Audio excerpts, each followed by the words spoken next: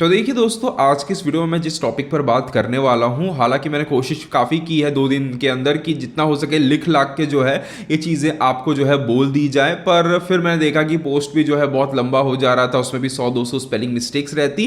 तो मैं सोचा कि चलो यार वीडियो के द्वारा ही जो है बात कर ली जाए। हालांकि ये वीडियो कितनी देर तक चैनल पर रहेगा इसका भी मुझे कोई आइडिया नहीं है, 1 घंटे रहे, 2 घंटे, 1 हफ्ते, 1 महीने, लाइफ टाइम रह जाए, मेरे मूड के ऊपर है, क्या रहता है मुझे पता नहीं, उसका कोई आइडिया नहीं है।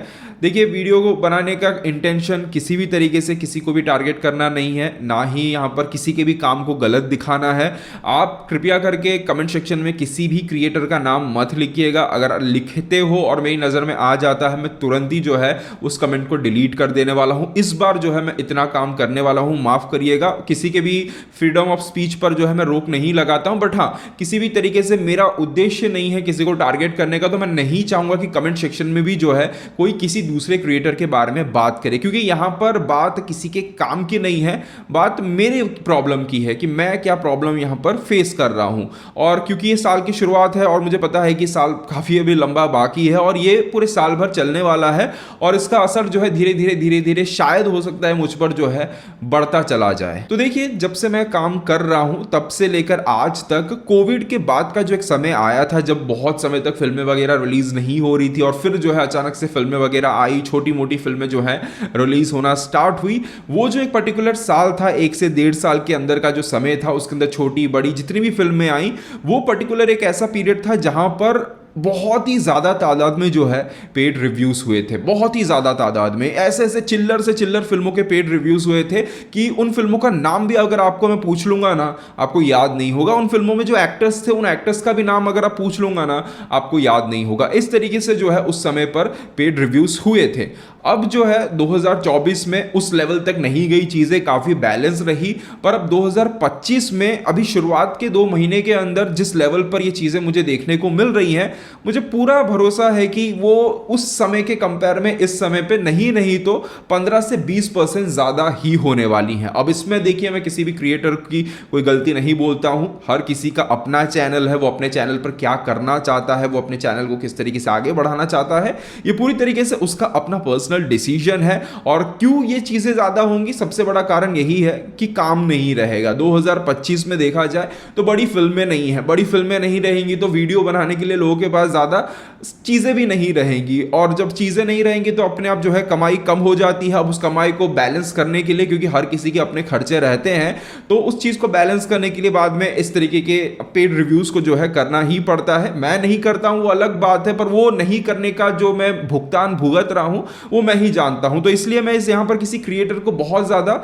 नहीं ब्लेम करूंगा कि वो ये क्यों कर रहा है, किस लिए कर रहा है, वो मैं नहीं कहना चाहता हूं। पर प्रॉब्लम यह है कि पब्लिक को पता होना चाहिए कि क्या चल रहा है। देखिए, पिछले कुछ वीडियोस के रिव्यूज के अंदर मुझे साफ पता चलता है कि यहाँ पे पब्लिक जो कमेंट कर रही है आकर, वो बिना फिल्म देखे कर रही है, ठीक है ना। उन्होंने फिल्म नहीं देखी है, वो शायद कल देखेंगे, परसों देखेंगे, जब उनका समय मिलेगा वो तब जाकर देखेंगे।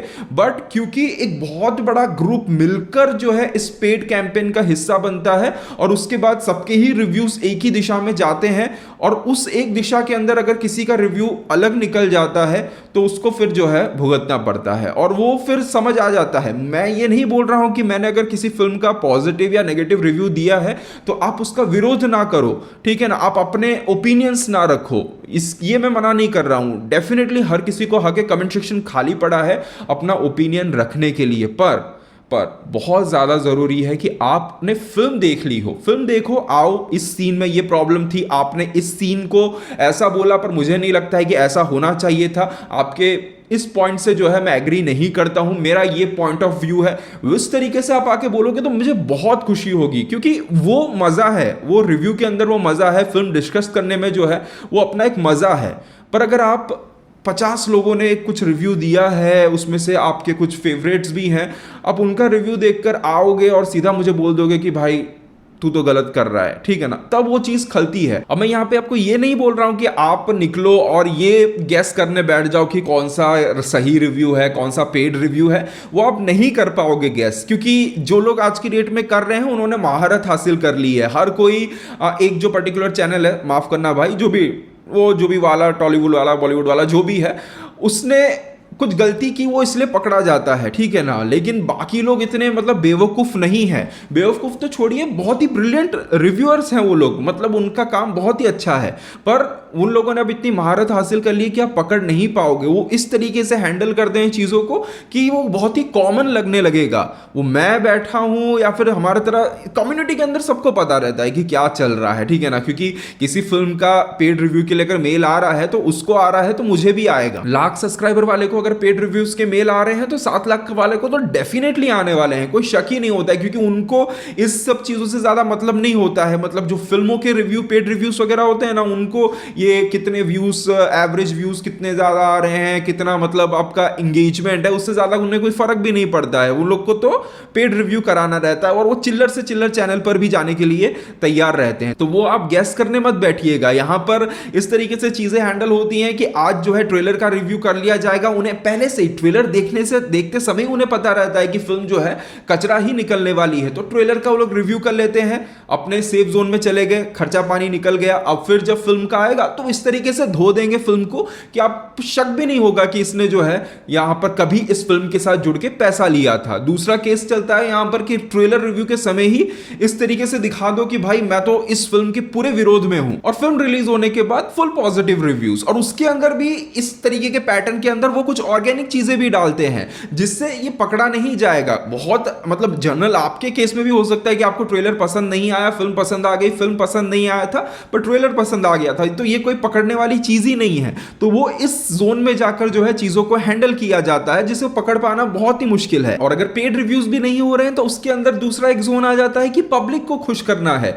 तो पब्लिक को खुश किया जा सकता है पर पब्लिक को पता रहना चाहिए कि हमें खुश करने के लिए किया जा रहा है। आप कभी कभी बोलते हो ना कि बहुत मजा आ गया यार, दिल खुश हो गया यार, तो आपको खुश करने के लिए ही जो है वो चीजें बोली जा रही हैं, तो वो आपको पता होना चाहिए। क्योंकि यहां पर ऐसे तरीके से रिव्यूज होते हैं कि जब बाई चांस चलो ओके आज मैंने इस चीज का पेड रिव्यू नहीं किया है, मैं बोल रहा हूं, पर वो चीजें मतलब मैं खुद बिलीव नहीं करता हूं, जस्ट 4 लोग को खुश करना है इसीलिए कर रहा हूं, क्योंकि मुझे पता है कि मैं कहीं ना किसी तरीके से फ्यूचर में उस चीज को बैलेंस कर लेने वाला हूं। तो उस केस में आप घुसने की कोशिश भी मत कीजिए, क्योंकि आज की डेट में पब्लिक को मैनिपुलेट करने से आसान चीज जो है कुछ नहीं है, ठीक है ना, कुछ नहीं है। सोशल मीडिया पर पब्लिक को मैनिपुलेट करना बहुत ही ज्यादा जो है आसान हो चुका है। तो इसीलिए मैं कहता हूं कि उस डायरेक्शन में जाने की जरूरत नहीं है कि भाई कौन पेड कर रहा है, कौन सच बोल रहा है, कौन झूठ बोल रहा है, वो नहीं है। मैं किसी को यहां पर एक्सपोज भी करने नहीं बैठा हूं। आपका जिसके अंदर भरोसा है वो रहना चाहिए। मैं भी कोई बहुत परफेक्ट आदमी नहीं हूं कि मैं बहुत ही परफेक्ट रिव्यू नहीं करता हूं। मेरे रिव्यूज के अंदर तो लाखों खामियां हो सकती हैं, मैं उसकी बात नहीं कर रहा हूं। आप रिव्यू के अंदर ये पॉइंट आपने गलत बोला है, ये रिव्यू इस तरीके से नहीं होना चाहिए था, इस चीज को आपको इस तरीके से डिस्क्राइब करना चाहिए था। उस पॉइंट पर, उस जोन में जाकर अगर आप मुझसे बात करोगे तो मुझे भी सीखने को मिलेगा, डिस्कशन भी हेल्दी रहेगा। पर अगर आप आके बोलोगे कि भाई तुझे क्यों कोई फिल्म पसंद नहीं आती है, उसे तो पसंद आ गई, उसके जैसा कर ले, तो बस इतना ही कहूंगा, फिल्म देख लो, आके कमेंट्स में जो भी बोलोगे सेंसिबल तरीके से, मुझे कोई प्रॉब्लम नहीं होगी, ठीक है ना। कमेंट सेक्शन खुला है, आपके लिए खोल के रखा हूं मैंने अपने लिए नहीं खोला है। पर बिना फिल्म देखे किसी ने बोल दिया था तो मैं आज आकर आपको सुनाऊंगा, तो वो प्रॉब्लम हो जाता है। आप देखो, आपको जो लगता है पूरी तरीके से लिखो, ठीक है। ये चीज जो थी मुझे परेशान कर रही थी, इसीलिए बाकी इस कम्युनिटी पर क्या क्या कुछ चल रहा है उससे मुझे कोई लेना देना भी नहीं है। मैं अपने अलग तरीके से काम करता हूं, मुझे उससे ज्यादा कोई फर्क नहीं पड़ता है। पर जो चीजें फर्क डालना ज्यादा स्टार्ट कर दी थी उसके बारे में मैंने बात की। अब कितनी देर तक मैं वीडियो रखता मुझे कुछ आइडिया नहीं है, देखते हैं। बाकी आपको अगर बात समझ आ गई हो तो ओके, वेल एंड गुड, बाकी जो चलता है चलने दीजिए।